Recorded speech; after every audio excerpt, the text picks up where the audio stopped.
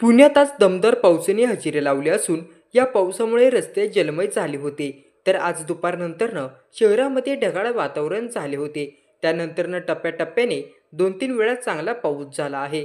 नवरात्रीच्या आदल्या दिवशी शहरामध्ये विजांच्या गडगडासह पाऊस पडला. त्यामुळे नागरिकांची धांदल उडाली आहे.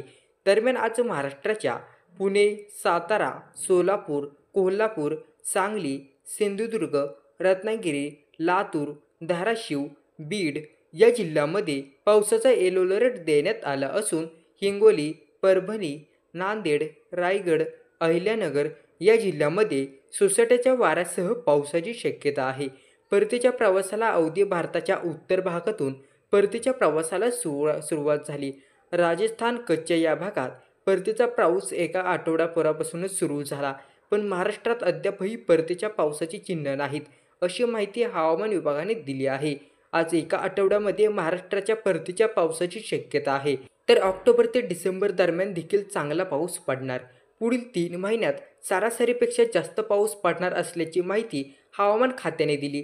पुढील 3 महिन्याच्या हवामानाचा अंदाज देताना ही शक्यता वर्तवण्यात आली आहे. यामुळे रब्बीच्या हंगामातील पिकांना चांगलाच फायदा होऊ शकतो. फक्त अवकाळी किंवा जोरदार पावसामुळे पिकांचे मोठे नुकसान होऊ नये ही अपेक्षा आहे.